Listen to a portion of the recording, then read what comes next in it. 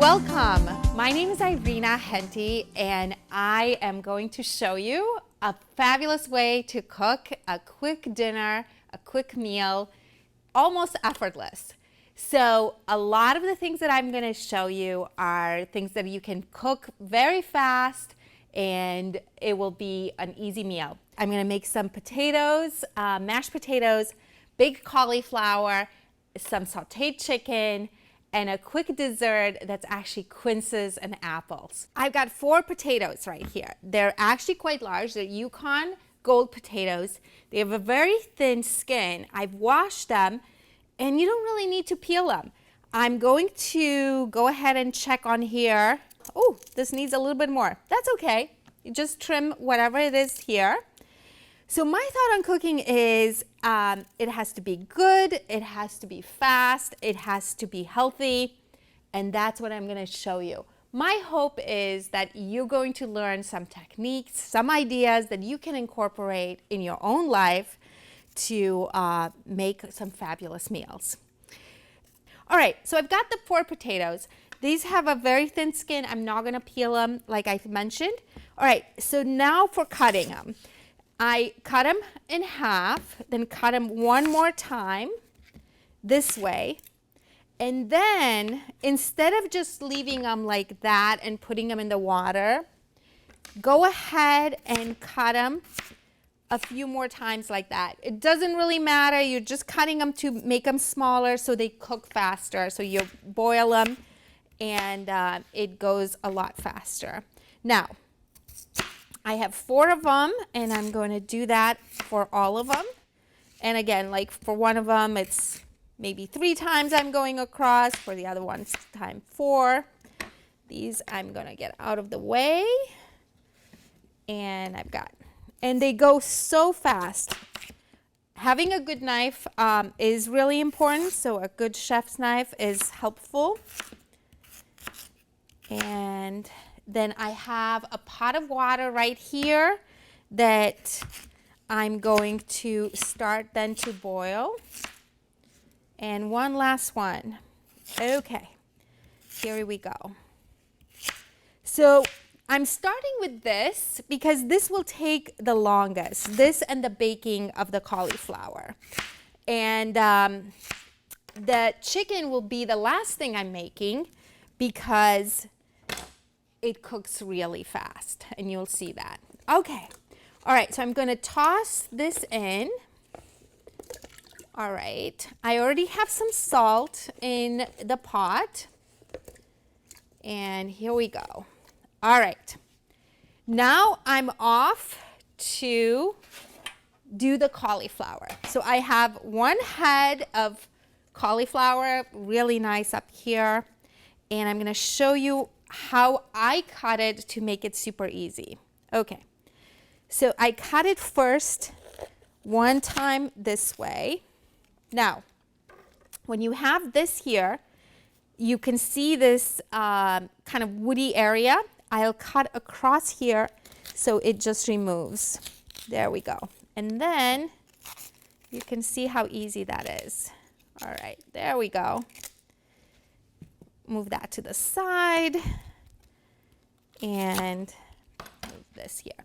Now I started my oven at 375, and all right, so now you've got the 2 heads of cauliflower, and there are a couple of things that you can do. One, you cut it this way and then cut this way. These will go flat on the on your baking sheet. And then there's a portion here that doesn't, so, which is totally okay. Just go this way. I'm going to bring my baking sheet over here, and I'm going to put them all over here. Okay. And I'm going to do the same thing here. You can even go this way if you'd like. That's another way. And here we go. There's really no right or wrong way. You just want to get it over on the plate. Not the plate, the baking sheet here. All right, so here we go. I do not add salt in the beginning. You could, instead of just putting it in here, this is another method that I do use, is you put it in, so I'll show you this method too. You put it in a bowl first. So if you want to use a little bit less oil, you can add the oil in here in the bowl, and then toss it around. I'm gonna do this. There you go. Just 2 rounds around. You do a quick toss, and you have pretty much all the oil you need. I'm gonna add one more little bit of oil after I turn them over halfway through. But other than that, it has very little oil, and at the same time, it will bake really nicely. So the potatoes are in the pot, ready to boil. The cauliflower is in the oven, baking. So we're gonna move on to the last thing that we're gonna have for the meal, which is a little bit of a dessert. It's actually quinces and apple. It's like a compote, and it's a lovely way to finish the meal. I have 2 beautiful quinces here. They're a little bit unusual to find, but in many of the stores nowadays you can find them. And they have a very fragrant tone to it. And they're much harder as a fruit than the apple. And I have a Honeycrisp here, actually from Honey Pot in Stowe. The quinces are actually grown in the garden, but I have seen that a couple of orchards have quinces. They're more prevalent in Rhode Island, in some orchards in Rhode Island and Vermont, but you can find them at the store again. So, all right, so the quince, I will cut it this way, you can see right here. And then I cut it again, so I quartered the fruit, and I'm gonna show you. I set it up, I started the water, it's boiling because it will go kind of quickly when I'm boiling the fruit. And then I do the apple as well. I'm not peeling the fruit. All of that is all good. So I have it all quartered, but I'm not gonna throw them in quite like that. I'm gonna take it right here and quickly take this portion out. That portion is not really edible. And sometimes you can also have it right over here too, that you're gonna take that portion out. So again, I cut it from both sides and trim anything else that may need it.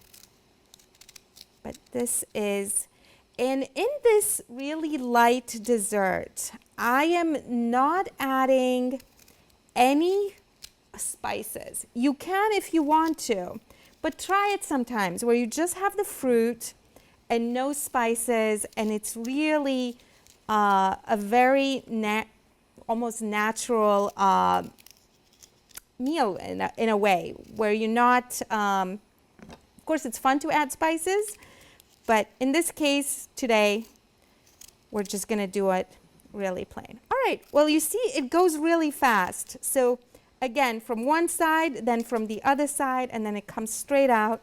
And for the apples, just the same. I'm not gonna put them in the way they are quartered. I am going to do one quick run through and make them just a little bit smaller. But this is the fastest way to get it. So I'm gonna do it just like that. So cut each portion, each quarter one more time, so it's in an eighth. And I am going to add, so I've got my apples right here. The apples will cook faster. Remember, the quinces are a harder fruit. So I'm going to put the quinces in first, let them cook for probably 2 minutes before I put in the apples.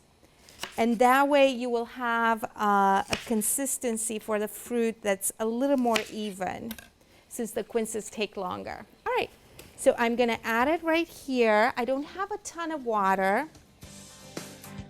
And again, I'm going to do the apples in just a little while.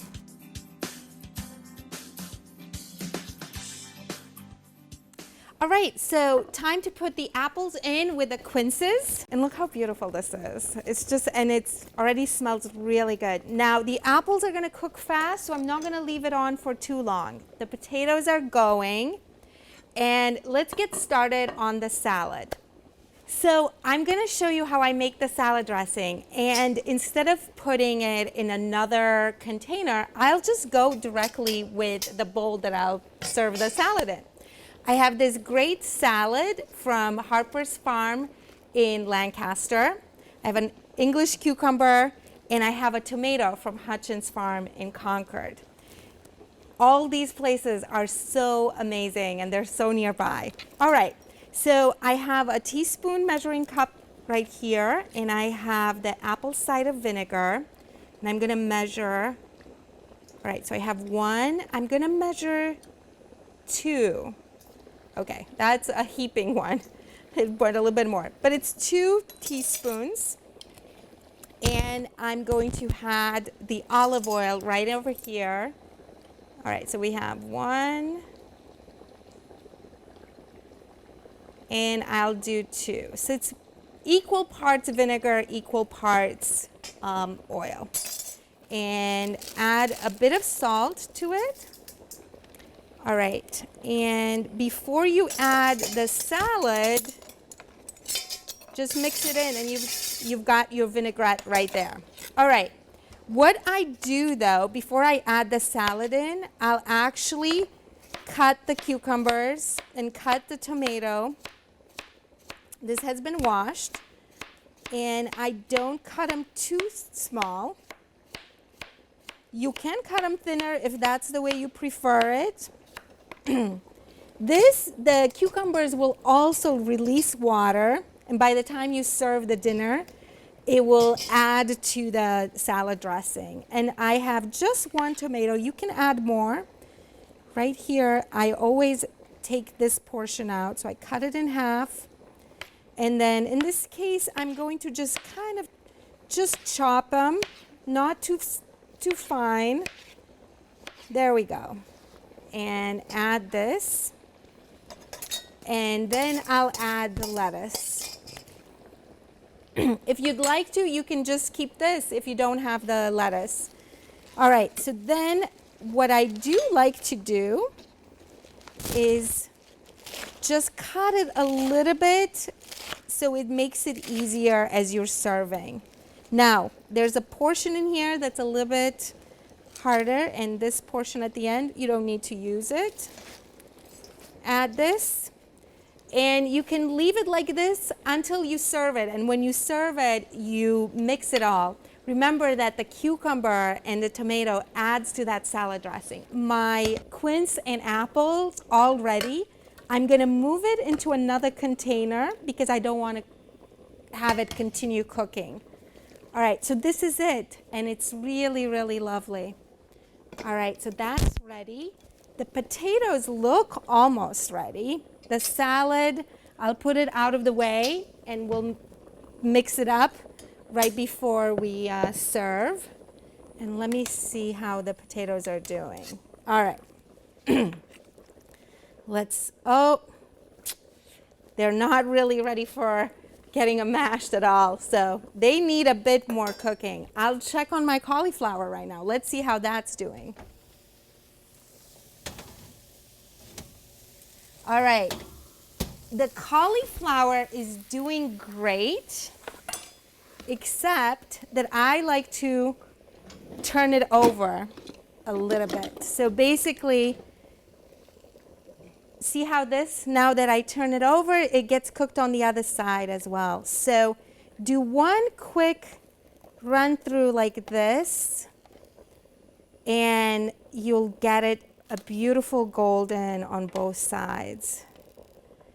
And there we go. It really goes fast. You can see some of them are smaller than the others, but it's okay. It all works out beautifully. All right, and I think I will do a quick sprinkle of olive oil right here. You can add any kind of other regular oil if you prefer. And then it goes back in the oven. I think this will be ready. You know, it always depends on how big your cauliflower is. But at 375, this is going to be fairly quickly done. All right, so let's check on the potatoes. They have been boiling, and I want to check and see if they're ready. Okay. Oh, wow. Look at this. Yes, perfect for the mashed potatoes. All right, so I can take these out. I have a bowl right here. Remember, I left the skins on because they were such, it was so thin, the skin on these potatoes. Some other type of potatoes, you may want to peel them.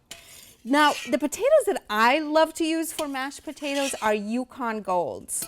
Now I'm going to show you the simplest way to make the mashed potatoes. All right, let's throw that back in there. And for the 4 potatoes, I have 4 heaping tablespoons of sour cream. And it's the really, you know, each one of us might have a favorite kind of sour cream. So I add the sour cream in here. Again, for each potato, 1 tablespoon. And then I just take a fork. I'm not looking to make really, really fine mashed potatoes. And if you're the type of person who likes it that way, of course, go ahead and do that. But try this sometime because it's super fast. You're just using a fork, and they are left a little bit, you can see a little bit chunky. I think that would be the way I would say it. Now, some people love them airy, so use a mixer or a food processor for that, but give this a try as well. Okay, I'm almost done. You can see, so it was key to have the potatoes boiled well enough.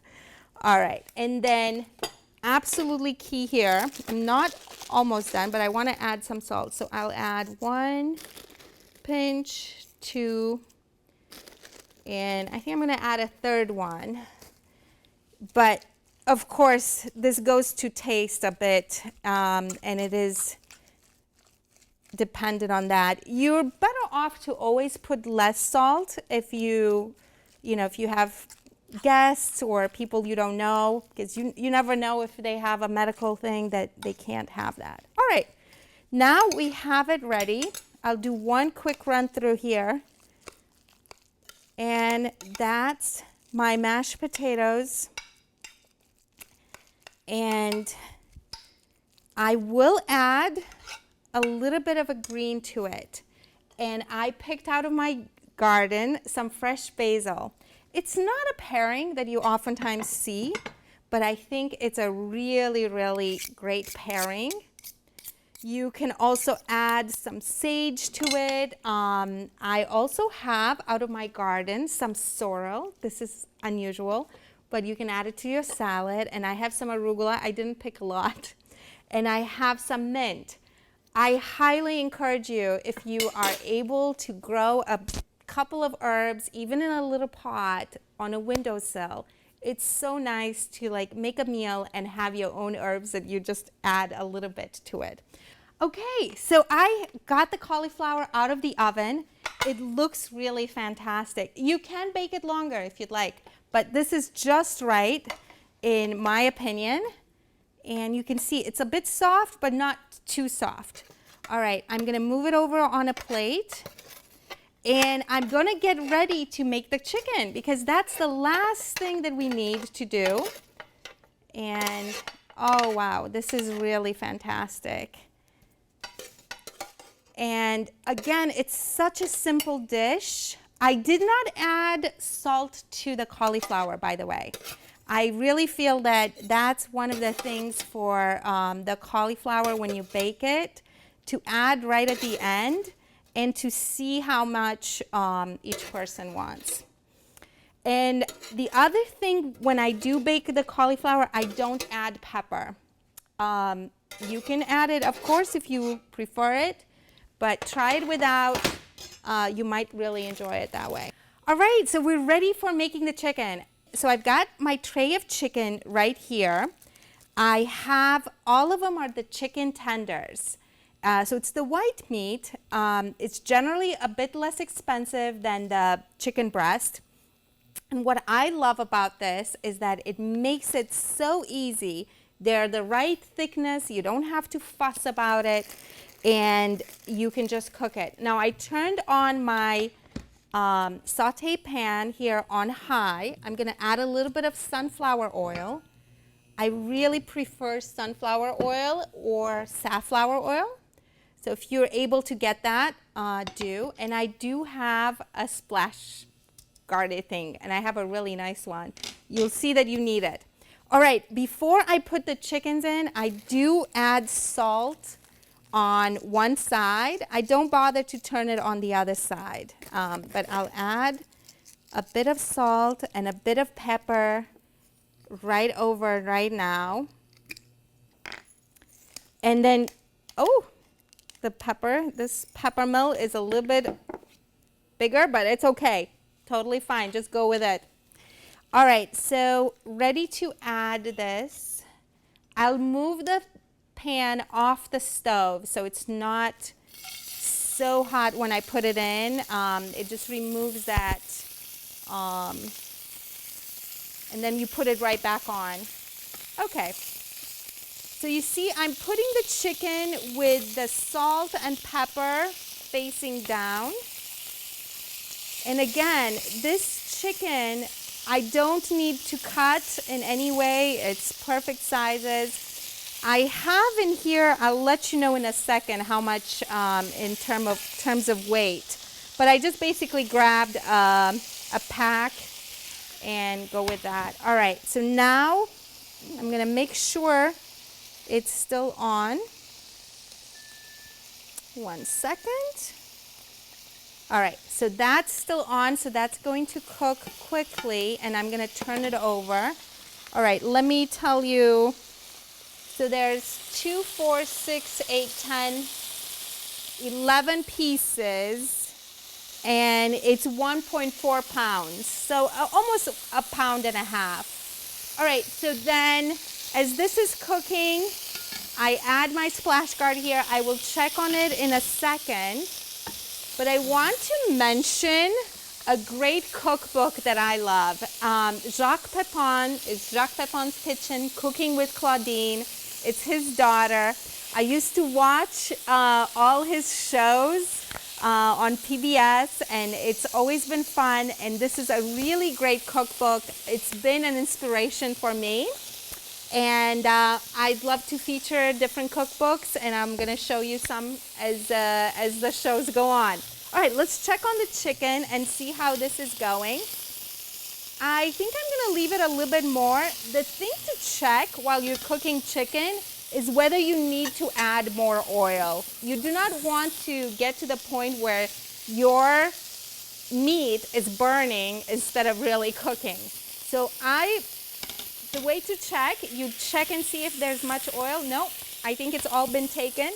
Add it a little bit to the side, right there. Tilt it, and then you're good. So now you can see it's got more oil. It's not swimming in oil, but it's doing really good. So I do have for the potatoes, for the mashed potatoes, I chopped the basil, and I'll mix it all in, but it adds a beautiful little bit of color right here. I wanted to talk to you about the mint. I have mint that I grow in the garden. I have basil. This is sorrel that I can add to the salad, and I also grow arugula. Actually, the funny thing with the arugula is that last year I let it some go to seed, and these just popped up on its own. So try it out and grow a couple of things. Oh, look how awesome. So now it's ready to turn over. And the pepper, this turned out really great. All right, here we go.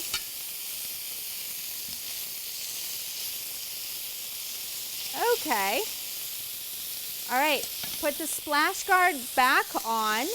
And you can see in a short amount of time, these are all ingredients you can easily have at home, prepped for the week. As I mentioned earlier, I have two daughters who've always been super busy with sports and activities. And whether you're busy with work or with various other things, when you're volunteering your time, making a meal is just a wonderful thing, and you can still do it even if you don't have a ton of time. So easy to do. All right, here we go. Oh, wow, there we go. All right, so you can see this is basically almost done. I'm gonna wait just a little bit longer, see on some sides. And let me see, yeah. It is important to cook it thoroughly. I really believe in that. And now I can show you with the salad. All right, so I have the salad, and as I mentioned, we'll just get it ready right at the end where we mix it all up. There we go. So now there's a lot more liquid in here, and I'm mixing it all back up here together. And you've got the cucumbers and tomatoes and the lettuce, and if you need to add more vinegar and oil, you can, but it's really nice to just keep it really light and not have it with too much oil. All right, let's see this. I feel like this is basically done. Oh wow. All right, there we go. I think it's just cooked really nice. Time to get them out. You can see on one side they're cooking even more. All right, so I'm ready to plate it. So the chicken is ready. So glad you joined me for this making this meal. I hope you learned something. I hope you're able to apply a couple of techniques into your own mealtime, and whether it's starting with making some chicken or potatoes, salad, and how to do the dressing so you're not doing another dish. The cauliflower, baked cauliflower, is so easy to make. You can add some spices to it, but try it first, just simple like this, without any fuss. And last but not least, a little bit of a dessert is the compote of apples and quinces, or whatever fruit you might have. I hope that you have a wonderful mealtime with your family and friends, coworkers, and all the people you love in your life.